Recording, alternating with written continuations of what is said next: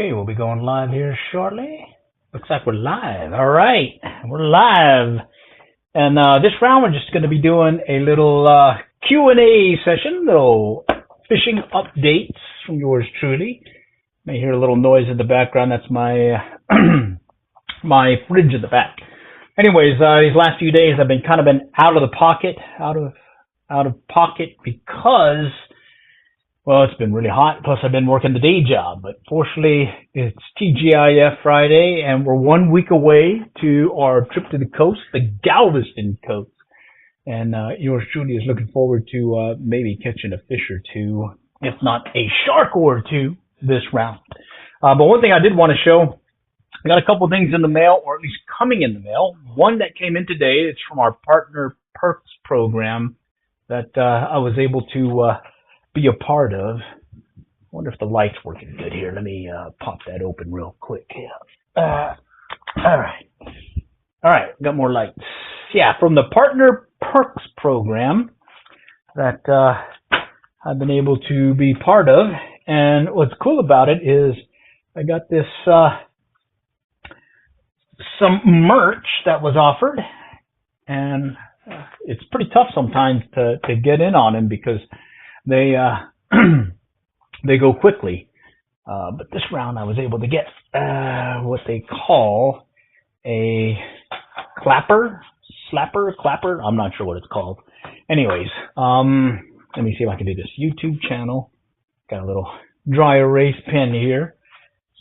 COAF Field Team. Okay. And what is today? 8/8/8/8. And this is take one. And it's a video live stream, I'll call it. Live stream. Okay, and what I'm doing is, this is that one where I've got, I'm streaming from my phone into a virtual machine in the cloud. And let's see, how many meatballs? I'm not sure. I don't really do that. But anyways, I'm not sure. We'll skip that question. But I wanted to show you this thing right here. All right. So it's a little clapper thing here. So take one. All right. Yeah, pretty cool. Anyhow, I want to give you some updates. Pretty hot out there. Howdy, howdy. Looks like we got some folks joining. Let's see. And what's the other thing I wanted to show you? Oh, the streaming setup. I'm going to try creating one. Hello, I see some other folks joining. Howdy, howdy. How you guys doing? Just talking a little fishing here, little updates from these past few. Of course, I haven't gone fishing that much like I normally do during the week, but I am prepping for the next round, which is going to be a round of fishing over there on the Galveston fishing pier, as well as seawall area. And I'm hoping that, well, I'll be able to give you some good live streaming video. I'm going to try doing it from a more lower bandwidth, I guess, just because we may be in and out of coverage. Okay. Let's see, we got a meatball question being asked. And then, let's see, some folks are new. JJ Alfacado, Misty be playing, said hi, howdy, howdy. And then we got someone starting with a Z and Jesse talking about meatballs. Well, it's not fishing, but we'll keep going. So some of the things that I plan on doing here in the upcoming week is do some preps in preparation for that trip to the coast. And I do have some shark rigs and other rigs to put together to prep for that. And I am looking really forward to having a fun time doing so. But I did want to just show you, it's my first merch that I've gotten through the Partners program. All right. Okay. Of the stuff that I'm going to be putting together, let's see. Just grabbing it here. This is that ultralight bait casting rig that I got specifically for taking to the coast. It's a 2-piece 7-foot ultralight ugly stick Shakespeare. Okay. and it's set for 7 foot. It's got the seal bearings on the Shimano Corrado BFS XG. Got that 8-pound Stren mono. Been really happy with this fishing freshwater, but I think I'm going to have some really good times fishing this one in that salt water with, be it some live shrimp under a popping cork, or maybe with some live mullet, free line with just a treble hook like we learned last year from a very savvy individual.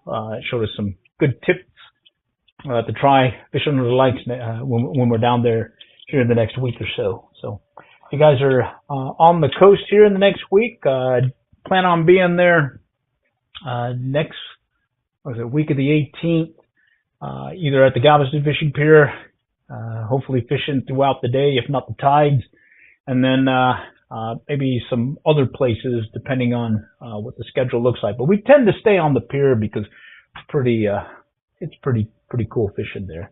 Let's see, Christian Forrester, howdy. Glad you're able to join today. Just really just giving you some fishing updates. Really, some of the stuff that I've been doing here lately with some preparations for the trip down south, as well as I've been doing a lot of stuff trying to figure out how to get this streaming virtual machine that I have on the cloud working, and I think it's working so good right now that I'm comfortable taking this on the fly. So right now I'm streaming from my Android phone. It's streaming this SRT protocol up into the cloud, and from there it's going into YouTube. Kaya, howdy, how's it going?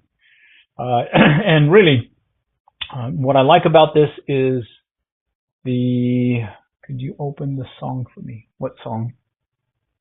That's the ukulele channel maybe that I do. I have a ukulele channel where I do live stream stuff also. And well, yeah, it's pretty fun. Anyhow, I'm lost. Okay, answer the short one. I'm not sure what that is, but okay. Anyhow, what we're planning on doing, I've got some rigs to put together as well as just compile the gear for this trip. I think we're going to bring our cast nets this time, just make sure we can get some of that live bait. I'm really looking forward to try doing that. I've been practicing throughout the year, getting my thumb educated here. I can pretty much cast a 1/16 ounce lure no problem on this setup, and I think that might be the way to go when I hit the coast. I'm also thinking about maybe doing some fishing from the surf, kind of do a little wading in the water and whatnot, and just kind of see what's going to strike in that surf zone. Because I remember last year we were seeing some nice looking smacks out there, just really having a good old time on some of the bait that was out.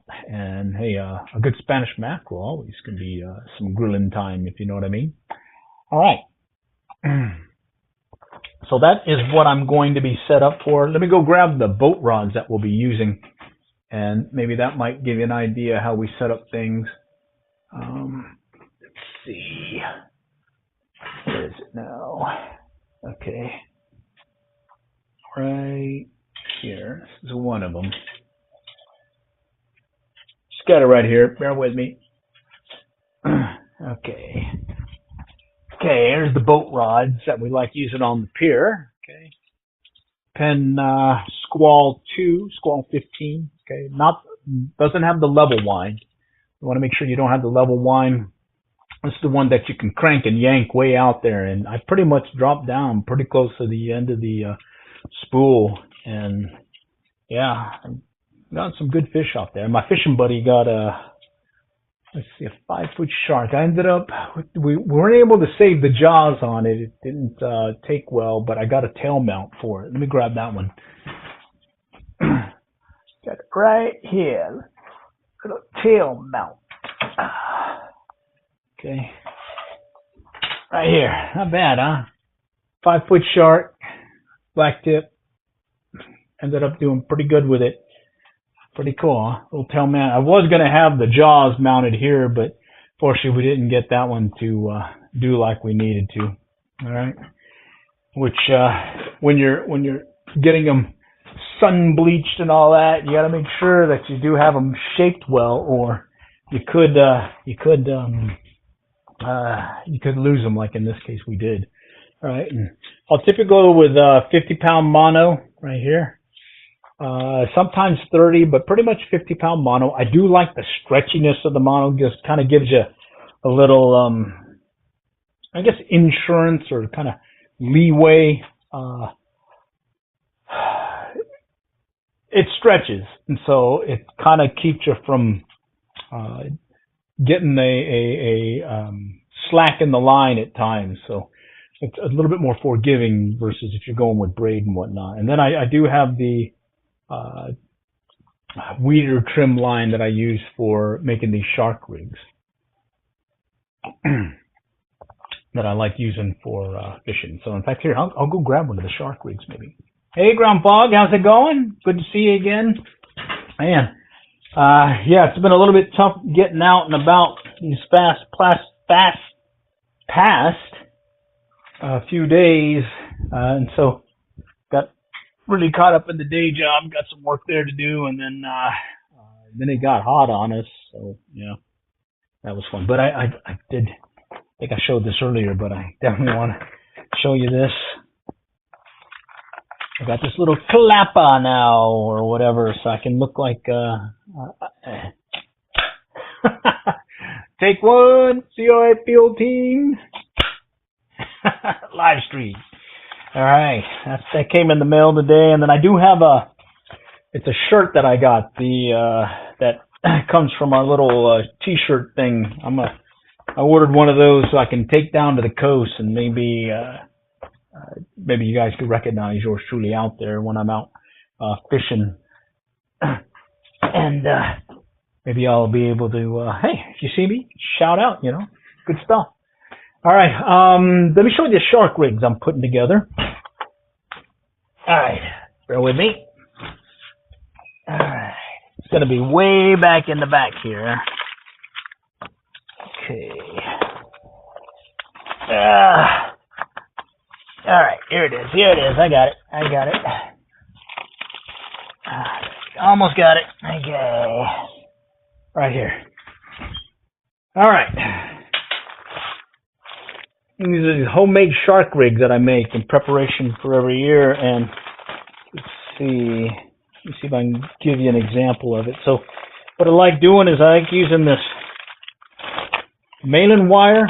Do a haywire twist. We'll set that on there. This is the number 9 108-pound test. Okay, so we got the 200-pound stingray. We got a 5-foot shark with it.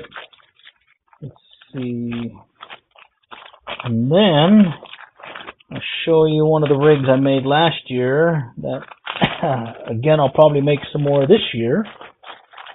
Okay. Right here. Okay. Let's see. Okay, right here. Okay, so this is two different types of weed eater line. There's the orange, and then there's this white one, but they are still the same diameter. It's the I can't remember now, point something, 0.95, 0.95, and these have some crimps right there that I use, as well as these crimps here. Okay, and supposedly this weed eater line is rated for 400-pound tests, and it's much cheaper than buying your more expensive 400-pound line. And I've not lost anything because of a breakage on this. Not had any problems with the swivels as well. And then I've got this slider rig here. Okay, and then I'll go pour some more spider weights, so that we'll have those ready to go, because we definitely like using that in the soft sand of the beach. I think the only time we've ever lost anything with one of these rigs happened, I think 3, 4, maybe 4 or 5 trips back when we were fishing the 61st Street Fishing Pier when they still had a T-head. And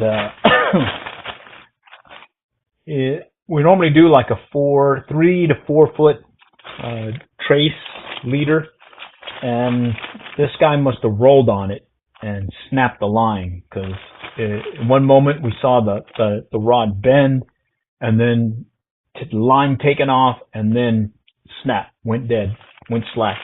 But yeah, I've not had any issues. Straight weed eater line, just like you go to Home Depot. I mean, that's it right there. You just got to make sure you got some good crimps.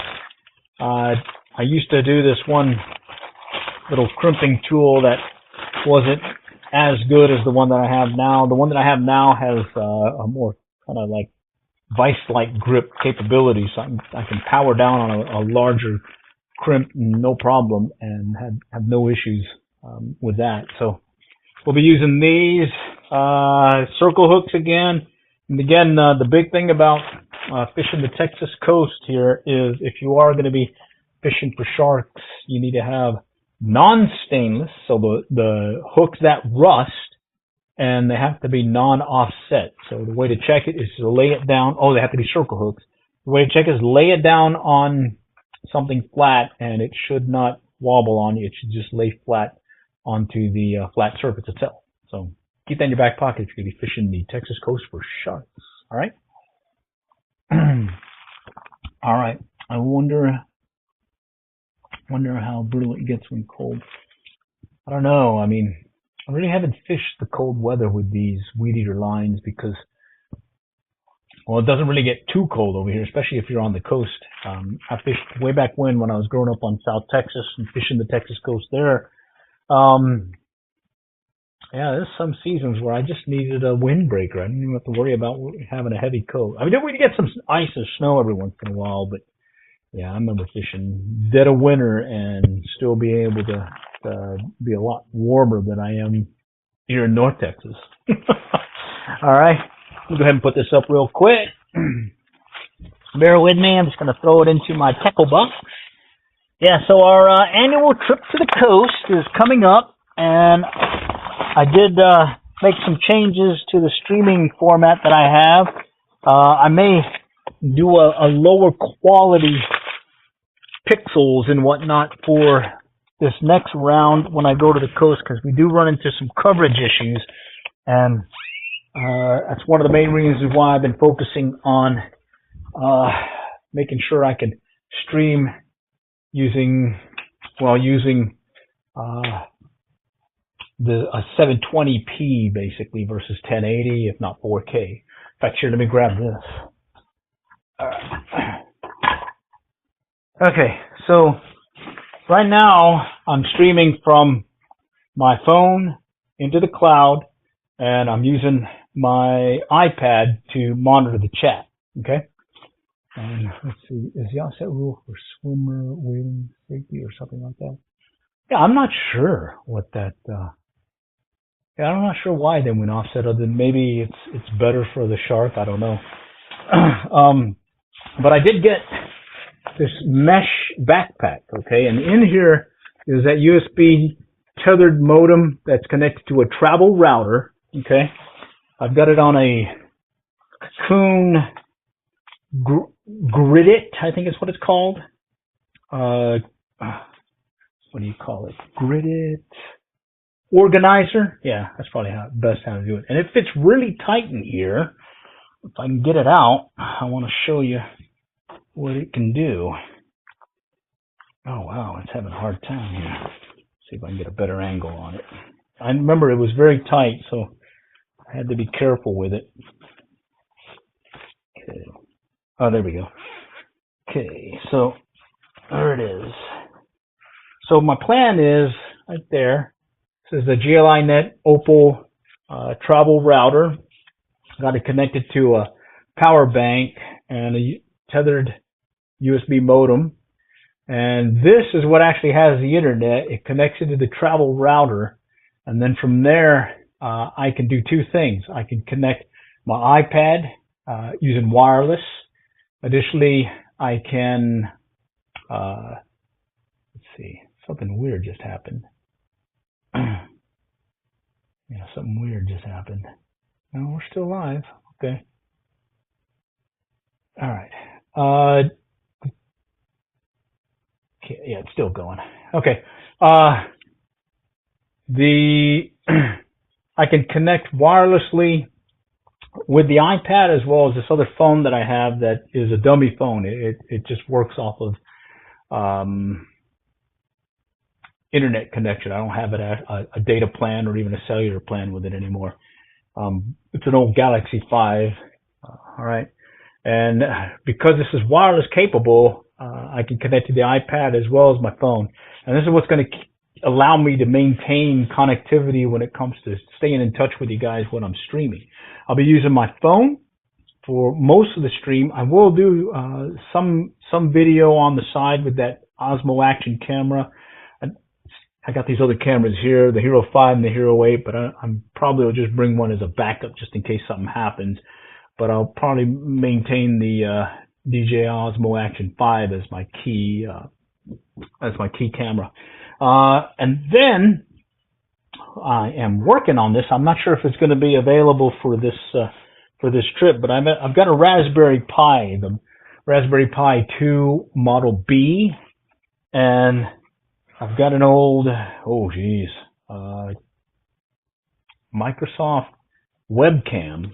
Okay, and I think it's like 480 versus 720, and I think I'm going to try connecting it to the Raspberry Pi and see if I can stream directly up to that cloud. What is it? What was it? The Oracle Cloud infrastructure virtual machine that I set up. And this is where it's streaming currently. And what I'm hoping is I can give you some continuous live stream while we're on the pier and give you some action there. Let's see, Butler Outdoors just wants your practice rod bid earlier. Oh, nice. The Orvis practice rod, or I think I've got a Reddington one also. In fact, I still have both of them over here. Is it the one where I'm showing you how you play with it and practice, or is it the one where I am using it to make it a micro fly rod? All right, both. Okay, cool. All right. Let's see. Yeah, that was a fun one, and that all stemmed from I wanted to make it a little bit easier to get started micro fishing. So back over here, I think. Let's see.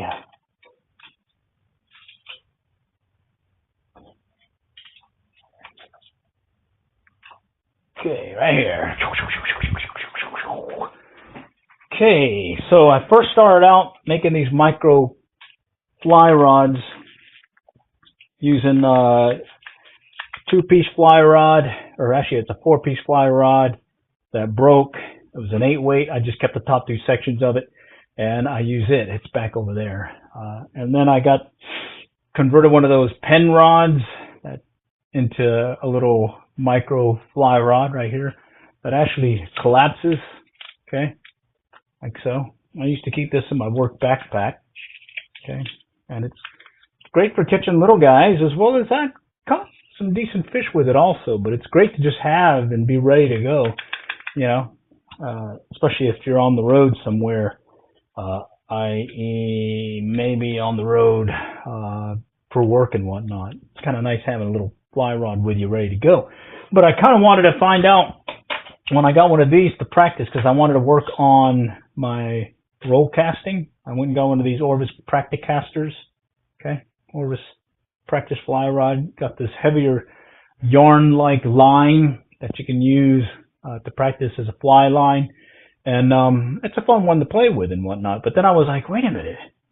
This could make into a nice micro fly rod. And so what I ended up doing was I took some zip ties, and I zip tied a fly rod or a fly reel to it. I think it was one of my Ross fly starts. I think it was the 2 or something in there, and it was like a little 3-weight, 4-weight fly reel. And lo and behold, I got myself a impromptu micro fly rod, and I've been pretty happy with it. So, hey, appreciate it. I forgot when I put that video out, but it's been a while. I do still have Here it is. Let me grab it here real quick. Some of my old videos where I got into some micro fishing, where you try catching the smallest fish and then you take a picture of it. Right here. I catch him, put some water in here, close it, and I get a nice cool video or picture of it right here as it sits in there. And that's kind of how you capture your trophies back then, I guess, microfishing. I still have that one too. All right.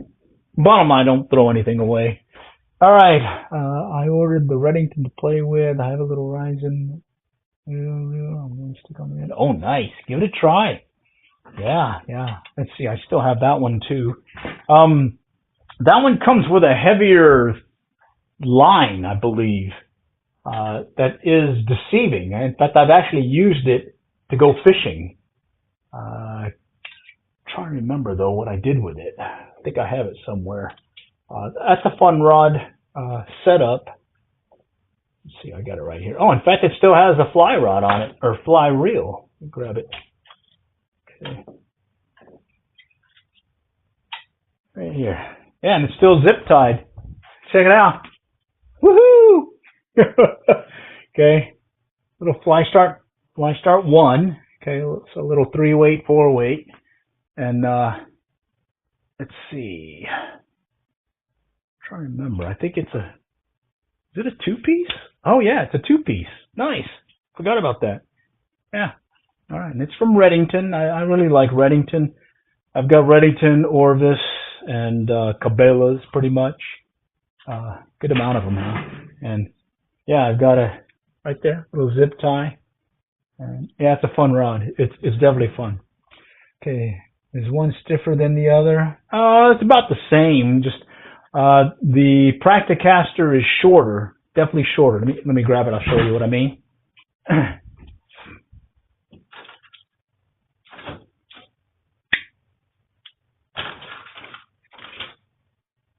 Okay.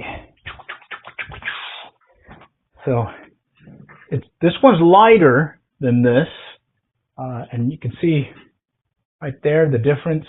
Let me drop it down here. I'm going to put it on the floor. Okay. Whereas the Practicaster is probably about maybe 30 inches. The Reddington is more like another 1.5 feet. All right. Now, this one's definitely a longer rod. And then this is definitely shorter. So I guess this is more micro casting or micro fly. How big is the difference? Let's see. I think a video will probably be better to show you. So I got them butt to butt right now, and the micro or the Orvis Practicaster is going 1, 2. It's just about maybe 3 inches past the second rod guide from the butt. Right there. Okay?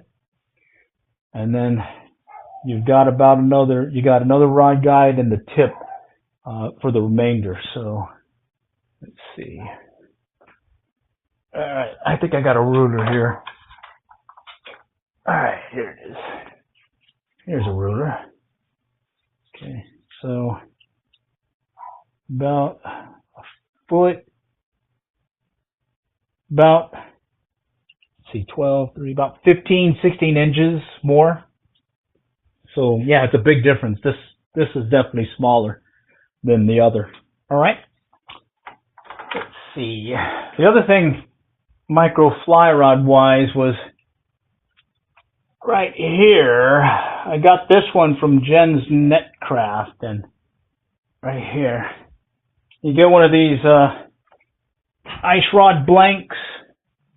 Right here, just like you're going ice rod fishing, you get one of these little butt deals, also made for ice rods, and then you got that Tennessee style reel seat here, and this is another one that I've used for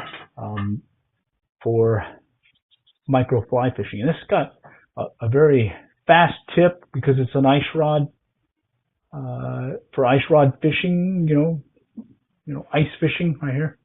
But lo and behold, it makes a pretty decent micro fly rod. Okay, that's a fun one I like having on the fly.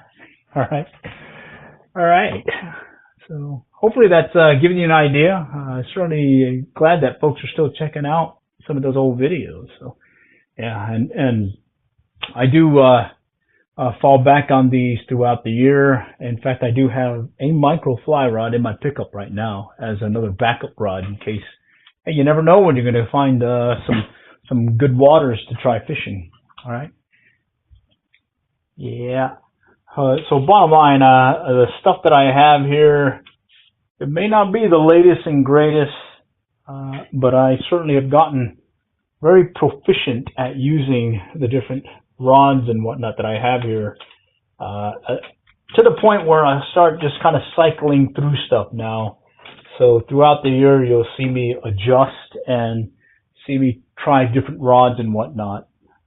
So right now, I think, I'm trying to remember now, what do I have? I think I've got that BFS gear as well as my old Reddington Pursuit is what I've been using. Okay. All right, cool. Thank you. I think someone asked what gear that I have from all these fishing rods that you see here.